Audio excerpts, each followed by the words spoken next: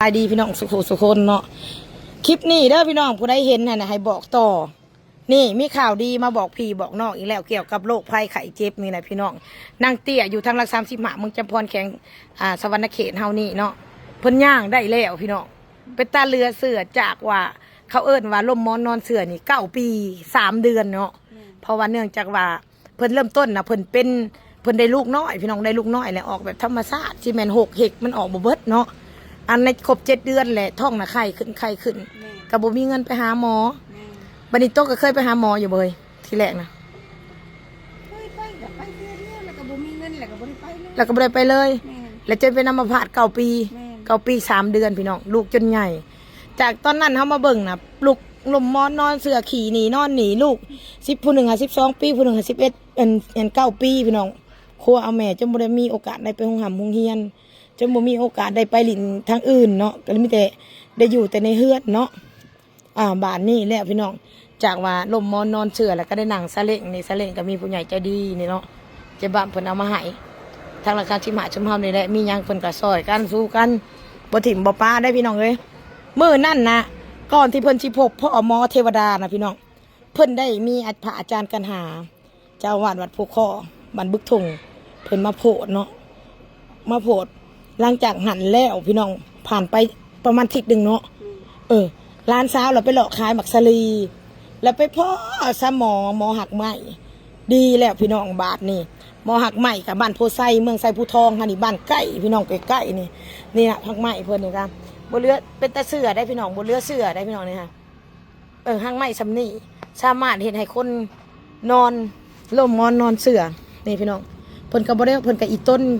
แต่ว่าเนี่ยพอข้าวเพิ่นก็บ่ได้เอาเงินเอาค้ำแต่ว่าเพิ่นว่าบัดเช้า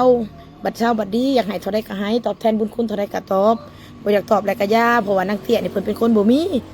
และกินหม้อเดียวเพิ่นว่าเช้าพี่น้องหม้อหนึ่งอันนี้นี่หักไม้ทอดนี่พี่น้องนี่สมักกระเดียกกระโดดแทบพี่น้องเอ้ยอันนี้บ่ได้ว่าหมอเพิ่นมาจ้างหรือมาหยังได้พี่น้องหาว่าทาง2บุญส่งหลอกกินนี้เนาะหาว่าอันเห็นแล้วมันมีประโยชน์หรือว่าผู้นี้ล่มมอนนอนเสื่อแล้วหาเพิ่นปัวเช้าก็มีได้พี่น้องอยู่วันโพไซเฮานี่เนาะตัวรู้สึกดีอยู่ในย่างให้ FC เบิ่งหน่อยก็เลยจากคนลุกบ่ได้ล่มมอนนอนเสื่อขี่หนีนอนหนีกินหนีโพ